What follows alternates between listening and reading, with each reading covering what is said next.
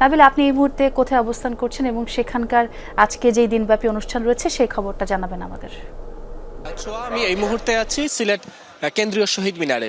ভোরের আলো ফোটার সাথে সাথেই এই কেন্দ্রীয় শহীদ মিনারে যে শ্রদ্ধা নিবেদনের যে ঢল নেমেছিল সেটি কিন্তু অব্যাহত আছে এবং সময় যতই যাচ্ছে ততই সাধারণ মানুষ, বিভিন্ন শ্রেণী পেশার মানুষ, বিভিন্ন রাজনৈতিক, সামাজিক, সাংস্কৃতিক সংগঠন তারা এখানে শ্রদ্ধা নিবেদন করছেন এবং এই শ্রদ্ধা নিবেদন শুরু হয়েছিল ভোরে আলো ফোটার সাথে সাথে। প্রথমে জাতির শ্রেষ্ঠ সন্তান অর্থাৎ মুক্তিযোদ্ধারা এখানে শ্রদ্ধা নিবেদন করেন। পরবর্তীতে বিভিন্ন শ্রেণী পেশার মানুষ অর্থাৎ পাশাপাশি বিভিন্ন যারা সরকারি কর্মকর্তা রয়েছেন তারা, বিভিন্ন রাজনৈতিক দল, সামাজিক সাংস্কৃতিক সংগঠন তারা ধীরে ধীরে এখানে শ্রদ্ধাঞ্জলি অর্পণ করছেন।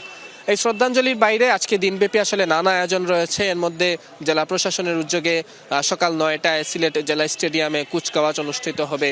সেখানে বিভিন্ন শিক্ষা প্রতিষ্ঠানের শিক্ষার্থীরা তারা তাদের কুচকাওয়াজ সেখানে প্রদর্শন করবেন। পাশাপাশি আলোচনা সভা রয়েছে, বীর মুক্তিযোদ্ধাদের সংবর্ধনা রয়েছে, সন্ধ্যায় চলচ্চিত্র প্রদর্শনী রয়েছে। এছাড়া সামাজিক সাংস্কৃতিক যে সংগঠনগুলো রয়েছে তাদের নিজস্ব আয়োজন রয়েছে।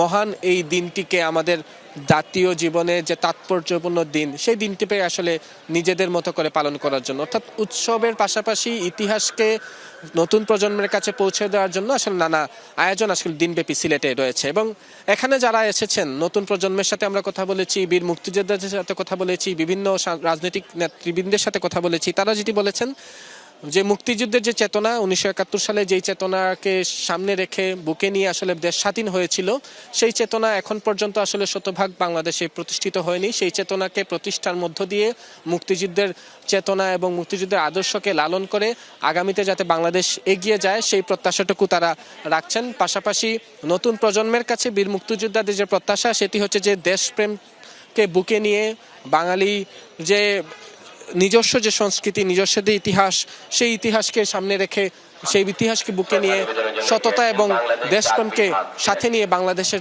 তরুণ প্রজন্ম যাতে বাংলাদেশের মূল লক্ষ্য মুক্তিযুদ্ধের লক্ষ্যে পৌঁছে দিতে পারে সেই আহ্বানটুকু তারা রাখছেন। সেটি প্রত্যাশা আসলে নাবিল। সিলেটের খবর জানলাম।